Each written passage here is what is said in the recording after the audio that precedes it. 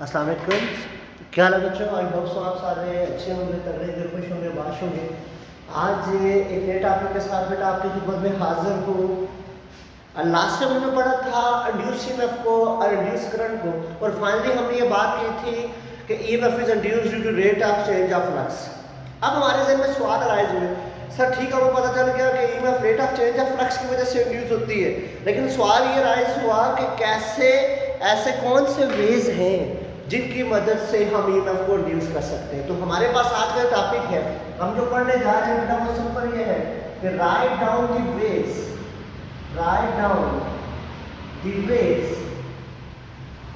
that are used for induce EMF, कि वो रास्ते हमने बताने हैं जो EMF के लिए यूज किए जाते हैं। Write down the ways that are use for induce EMF। कौन से रास्ते देखें? इसके लिए सबसे पहला जो आपके पास केस है, फर्स्ट वन कहता है बेटा कि when coil is at rest, magnet is moving। पहला वे है जिससे हम डिस्कस कर रहे हैं बेटा। इस मकसद के लिए कहता है, सपोज आपके पास क्या है, एक काइल है। ये जो काइल है ये अटैच है किसके साथ बेटा? गैल्वानोमीटर के साथ। गैल्वानोमीटर क्यों यूज किया है? ताकि हम करंट को डिटेक्ट कर सके। ये हमारे पास बेटा क्या है? एक मैग्नेट है।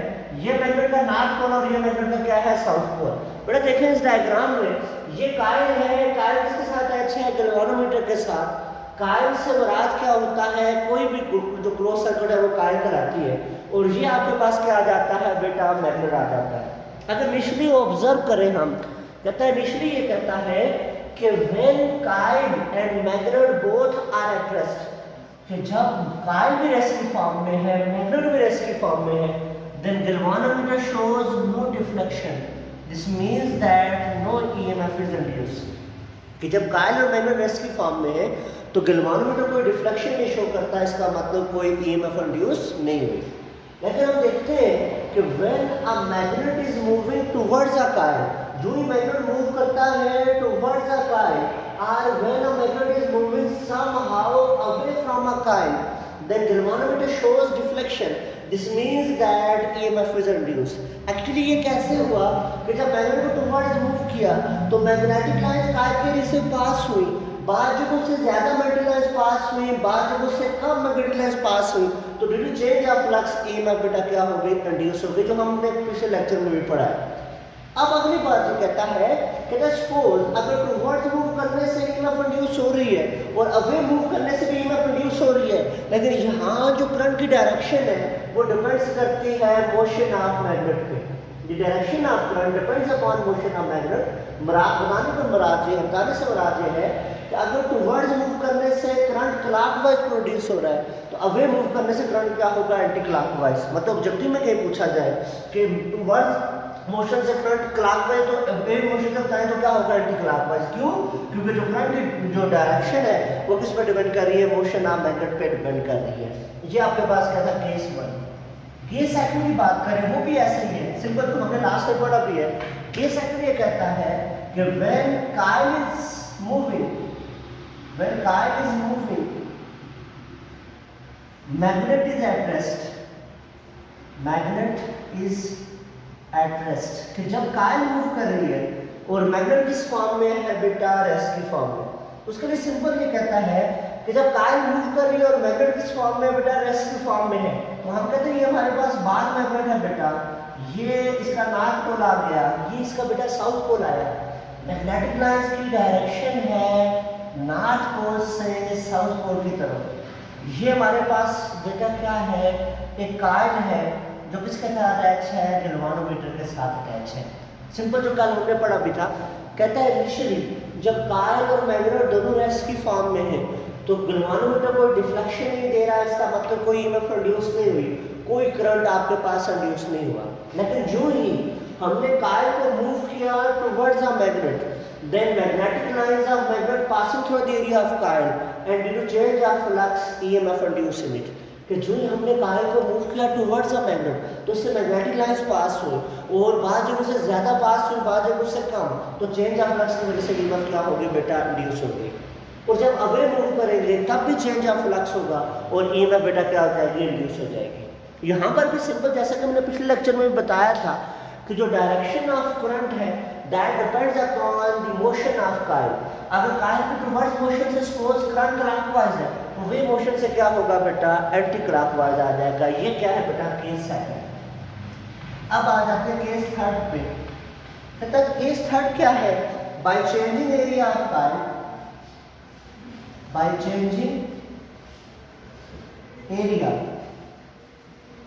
ऑफ कॉइल, कि कॉइल के एरिया को चेंज करके हम ईएमएफ को क्या कर सकते हैं बेटा, रिड्यूस कर सकते हैं। कैसे देखिएगा, समझिएगा।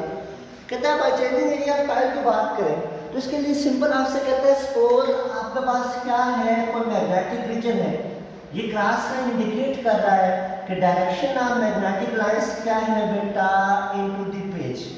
ये क्रॉस लाइन क्या इंडिकेट कर, डायरेक्शन ऑफ मैग्नेटिक लाइंस है इनटू द पेज। कहता है इस मैग्नेटिक रीजन के अंदर हम प्लेस करते हैं एक कॉइल को जो सर्कुलर शेप में है, ये सर्कुलर शो कर रहा है कॉइल को, और वो कॉइल किसके साथ अटैच है बेटा, गैल्वेनोमीटर के साथ। एक हमने मैग्नेटिक रीजन लिया, उस मैग्नेटिक रीजन में मैग्नेटिक फील्ड की डायरेक्शन क्या है, इनवर्ट, और हमने क्या किया बेटा, इसको गैल्वेनोमीटर के साथ अटैच कर लिया और जो करंट की डायरेक्शन बताएगा। अब हम चाहते हैं एरिया को चेंज करें। अब एरिया कैसे चेंज हो सकता है, देखें। हम ये करें, अगर कॉइल को अप से डाउन से पुश करें, जब पुश करेंगे तो जाहिर बात है इसका जो लेंथ होगी बढ़ जाएगी, विड्थ क्या हो जाएगी, कम हो जाएगी। मतलब इसको पुश करें ऊपर से नीचे से तो इसकी लेंथ बढ़ गई, विड्थ क्या होगी, कम होगी। फिर छोड़े, रिलैक्स करें तो वापस पोजीशन में वापस आ जाए। इन दिस वे इसका एरिया क्या होगा, चेंज। जब एरिया चेंज होगा तो एरिया के चेंज होने की वजह से बाद जो कुछ से ज़्यादा मैग्नेटिक लाइंस पास करेंगे, बाद जो कुछ से कम मैग्नेटिक लाइंस पास करेंगे, और due to change of flux EMF बेटा क्या हो जाएगी, इंड्यूस हो जाएगी। सिंपल, अगर इसको कंप्रेस करें, कंप्रेस करके रिलैक्स करें, फिर कंप्रेस करें, फिर रिलैक्स करें, उससे होगा ये कि चेंज ऑफ फ्लक्स होगा। उससे होगा ये कि बाद जगह से ज़्यादा मैग्नेटिक लाइंस पास करेंगी, बाद जगह से कम पास करेंगी, तो due to change of flux EMF बेटा क्या हो जाएगी, इंड्यूस हो जाएगी। ये तो एक वे आ गया बाय चेंजिंग एरिया। कहता है एक और वे भी है, एरिया को यूं भी चेंज कर सकते हैं bye rotating, bye rotating a coil. कहता है अगर कॉइल को यूं करें, यहाँ एंड हम इसको ऐसा रखें, स्लिप रिंग रखें या कुछ भी ऐसा रखेंगे ये रोटेट कर सके, तो अगर इस कॉइल को हम रोटेट करें तो रोटेट करने से भी क्या होगा, इसका एरिया क्या होगा, चेंज। रोटेट करने से भी क्या होगा, बाद जो से ज़्यादा मैग्नेटिक लाइंस पास करेंगे, बाद जो से कम पास करेंगे, और due to change of flux EMF बेटा क्या हो जाएगी, इंड्यूस हो जाएगी। मतलब यही है कि हमने अगर ईएमएफ इंड्यूस करनी है तो हमने चेंज ऑफ फ्लक्स करना है। अगर चेंज ऑफ फ्लक्स करना है, जब भी चेंज ऑफ फ्लक्स करेंगे तो ईएमएफ क्या हो जाएगी, इंड्यूस हो जाएगी। ये बच्चा हमारे पास क्या था, केस नंबर 4 या 5 जो भी आपके पास था। अगला बहुत इंपॉर्टेंट है, बड़ा इंटरेस्टिंग है बेटा। अगले नेक्स्ट केस की अगर हम बात करें तो नेक्स्ट केस बहुत ही इंटरेस्टिंग है। उसमें सिंपल ये कहता है कि आपके पास क्या है कि एक कॉइल है, ये सिंपल कहता है कि ये आपके पास कोई कॉइल आ गई बेटा, ये जो कॉइल है ये रियोस्टेट के साथ अटैच है, और ये किसके साथ अटैच है, बैटरी के साथ अटैच है, और इसके बिल्कुल एडजस्टेड साइड पे एक और कॉइल है जो जस्ट किसके साथ अटैच है, गैल्वेनोमीटर के साथ अटैच है। देखें, आपसे कह रहे हैं कि सपोज आपके पास कोई दो कॉइल है, एक जो कॉइल बैटरी के साथ अटैच है और रियोस्टेट के साथ अटैच है, वो उस कॉइल को बेटा नाम दे रहा है किसका, प्राइमरी कॉइल का, या पी कॉइल से रिप्रेजेंट कर रहा है। और दूसरी कॉइल इसका पहले के साथ कोई कनेक्शन नहीं है, ये जैसे इसके साथ अटैच है गैल्वेनोमीटर के साथ, इसको नाम दे रहा है बेटा एस कॉइल का नाम दे रहा है। ये समझना है बेटा, बहुत जरूरी है आपके लिए समझने के लिए। कहता है देखिए, इनिशियली जब पी कॉइल का सर्किट ओपन है, इनिशियली जब पी कॉइल में कोई करंट नहीं फ्लो कर रहा है, तो सेकेंडरी कॉइल का गैल्वेनोमीटर या एस कॉइल का गैल्वेनोमीटर कोई डिफ्लेक्शन नहीं दे रहा। इसका मतलब कोई ईएमएफ इंड्यूस नहीं हुई, कोई करंट इंड्यूस नहीं हुआ। लेकिन हमने जो ही देखा कि जो ही प्राइमरी कॉइल का सर्किट को हमने क्लोज किया तो प्राइमरी कॉइल या पी कॉइल में करंट आई फ्लो हुआ। जो ही पी कॉइल में करंट फ्लो हुआ तो जो एस कॉइल है इसके गैल्वेनोमीटर ने क्या दिया बेटा, डिफ्लेक्शन दी, और इसकी डिफ्लेक्शन ये शो कर रही है कि इसमें करंट क्या हो गया बेटा, रिड्यूस हो गया। इसमें करंट क्या हो गया बेटा, इंड्यूस हो गया। तो पहले तो हमने सोचा कि एस कॉइल की ग्लोमेरोमीटर इसकी रिफ्लेक्शन दी, हो सकता है वो पी कॉइल के साथ अटैच है, लेकिन हमने देखा ये पी कॉइल से दूर था। फिर हमने देखा इसके साथ कोई बैटरी हो, तो फिर भी इसके साथ कोई बैटरी नहीं थी। अब हमारे जहन में सवाल राइज हुआ कि करंट फ्लो कर रहा है पी कॉइल में, लेकिन ग्लोमेरोमीटर शो डिफ्लेक्शन शो कर रहा है एस कॉइल का।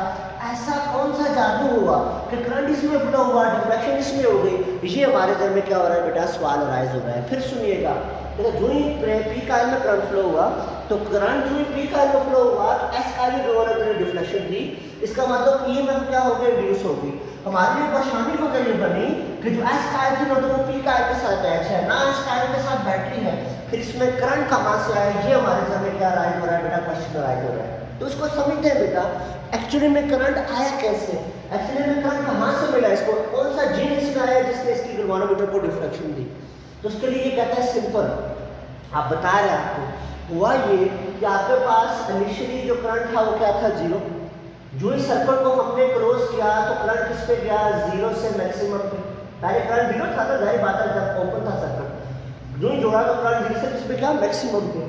जो ही करंट जीरो से मैक्सिमम पे गया तो चेंज ऑफ करंट की वजह से क्या प्रोड्यूस हुआ बेटा, मैग्नेटिक फील्ड। अब पी कॉइल के अराउंड मैग्नेटिक फील्ड प्रोड्यूस हुई, तो पी कॉइल जैसा इसके तौर पर कर दिया मैग्नेट के तौर पर। तो ये जो कुछ पी कॉइल की मैग्नेटिक लाइंस है वो एस कॉइल के एरिया से क्या हो बेटा, पास हो, और एस कॉइल के एरिया से जब पास हुई तो चेंज ऑफ फ्लक्स की वजह से ग्लोमेरोमीटर ने क्या दी बेटा, डिफ्लेक्शन दी, और ये मैं बेटा क्या हो गया, इंड्यूस हो गई। सिंपल बताने वाली बात यह है कि पी कॉइल में करंट फ्लो हुआ, करंट के चेंज होने की वजह से क्या प्रोड्यूस है बेटा, मैग्नेटिक फील्ड। अब मैग्नेटिक कुछ जो पी कॉइल की मैग्नेटिक लाइंस थी वो एस कॉइल से एरिया से क्या हुई, पास हुई, और due to change of flux इसमें ये में बेटा क्या हो गई, रिड्यूस हो गई। अब अगली बड़ी इंटरेस्टिंग बात करते हैं, कहता है जो एस कॉइल है इसका ग्लोमेरोमीटर जो डिफ्लेक्शन देता है वो मोमेंटरी डिफ्लेक्शन देता है। बुक में वर्ड यूज हुआ है मोमेंटरी, मोमेंटरी डिफ्लेक्शन देता है। सवाल यहाँ पे ये राइज होता है कि मोमेंटरी डिफ्लेक्शन क्यों देता है? पहली बात है, मोमेंटरी डिफ्लेक्शन से मुराद क्या है? मोमेंटरी डिफ्लेक्शन जस्ट मूवमेंट के लिए जो डिफ्लेक्शन होती है उसको कहते हैं बेटा मोमेंटरी डिफ्लेक्शन। इस वजह से मोमेंटरी देता है। सुने, कहता है जब हम बात करें पी कॉइल की तो इनिशियली करंट उसका क्या था, जीरो। जो एक सर्कल को क्लोज किया तो करंट जीरो से किस पे क्या, मैक्सिमम पे, मतलब करंट में क्या आई, चेंज आई। जब करंट में चेंज आई, इस करंट की वजह से जो मैग्नेटिक फील्ड प्रोड्यूस हो रही है, तो इस करंट की वजह से जो मैग्नेटिक फील्ड प्रोड्यूस हो रही है उसमें भी क्या आई, चेंज आई। जब मैग्नेटिक फील्ड में चेंज आई तो जाहिर सी बात है एस कॉइल के एरिया से मैग्नेटिक लाइन चेंज होकर पास हो, मतलब बाद जब उससे ज्यादा पास हुई, बाद जब उससे कम पास हो, और चेंज ऑफ फ्लक्स हुआ। जब चेंज ऑफ फ्लक्स हुआ तो चेंज ऑफ फ्लक्स की वजह से यहाँ ग्लोमेरोमीटर ने क्या दी, डिफ्लेक्शन दी, या यहाँ पर ईएमएफ इंड्यूस हुई, करंट क्या हो गया बेटा, इंड्यूस हो गया। लेकिन आफ्टर सम टाइम हुआ ये कि ये आपके पास क्या है, डीसी सोर्स है, हुआ ये कि करंट क्या हो गया, कांस्टेंट। पहले जीरो से मैक्सिमम पे क्या था, करंट क्या हो गया, कांस्टेंट। जब करंट कांस्टेंट हुआ तो उसकी मैग्नेटिक फील्ड भी बेटा क्या हो गई, कांस्टेंट। और जब मैग्नेटिक फील्ड कांस्टेंट हुई तो मैग्नेटिक फील्ड के कांस्टेंट होने की वजह से ये मैग्नेटिक लाइंस भी कांस्टेंट वे से पास हुई। जब मैग्नेटिक लाइन कांस्टेंट वे से पास हुई तो नो चेंज ऑफ फ्लक्स, कोई चेंज ऑफ फ्लक्स नहीं हुआ, और जब चेंज ऑफ फ्लक्स नहीं हुआ तो वापस ईएमएफ क्या हो गई, जीरो। इस वजह से ग्लोमेरोमीटर ने जस्ट हल्की सी रिफ्लेक्शन दी और फिर किस पे आ गई बेटा, जीरो पे आ गई। सुनिएगा, एक्चुअली में मोमेंटरी डिफ्लेक्शन इसलिए देता है कि इनिशियली करंट जीरो से मैक्सिमम पे जाता है, जीरो से मैक्सिमम पे जाता है तो मैग्नेटिक फील्ड भी चेंज होती है। मैग्नेटिक फील्ड जब चेंज होती है करंट की तो मैग्नेटिक लाइन डिफरेंट रीजन से डिफरेंट होकर पास करेंगे, तो चेंज ऑफ फ्लक्स होगा, ईएमएफ क्या हो जाएगी, इंड्यूस हो जाएगी। लेकिन थोड़ी देर बाद करंट क्या हो जाता है, कांस्टेंट। जब करंट कांस्टेंट होता है तो करंट के कांस्टेंट होने से मैग्नेटिक फील्ड भी क्या हो जाएगी, कांस्टेंट। जब मैग्नेटिक फील्ड कांस्टेंट होगी तो कांस्टेंट में से पास करेगी, जब मैग्नेटिक फील्ड कांस्टेंट में से पास करेगी तो चेंज ऑफ फ्लक्स नहीं होगा, जब चेंज ऑफ फ्लक्स नहीं होगा तो कोई ईएमएफ इंड्यूस नहीं होगी। इस वजह से शुरू में वो मोमेंटरी से डिफ्लेक्शन देगा और फिर किस पे आ जाएगा बेटा, जीरो पे आ जाएगा। इसी को बेटा हम यूं भी बता सकते हैं बेटा, अगर हम बात करें हम यूं भी कह सकते हैं कि हमारे पास क्या है कि ये तो करंट जब हमने कहा कांस्टेंट हुआ, आगे जब चेंज ऑफ फ्लक्स नहीं हो तो ईएमएफ इंड्यूस नहीं हुई। कहता है जो इस सर्कल को वापस अगर ओपन करें, अब करंट मैक्सिमम से किस पे आएगा, मिनिमम पे। जब करंट सर्किट को ओपन करें वापस तो करंट मैक्सिमम से मिनिमम पे आएगा, तो उसकी मैग्नेटिक फील्ड भी बेटा क्या होगी, चेंज, क्योंकि करंट चेंज हुआ तो उसकी मैग्नेटिक फील्ड चेंज होगी, again change of magnetic field की वजह से फ्लक्स क्या होगा, चेंज, और अगेन ईएमएफ क्या हो जाएगी, इंड्यूस। तो मतलब ऑन जब इसको हम करते हैं, क्लोज करते हैं तब भी डिफ्लेक्शन देता है, और जब इसको ओपन करते हैं वापस ऑफ करें तब भी क्या देगा, डिफ्लेक्शन देगा, अदरवाइज डिफ्लेक्शन नहीं देगा, और डिफ्लेक्शन क्या होगी, जस्ट मूवमेंट के लिए होगी। और इन दिस वे हम ईएमएफ को क्या कर सकते हैं बेटा, इंड्यूस कर सकते हैं। इन चीज़ों को बच्चे अच्छे से समझेंगे, कुछ डिस्कस करना हो डिस्कस कीजिएगा, अपना बहुत सारा ख्याल रखिएगा। अल्लाह।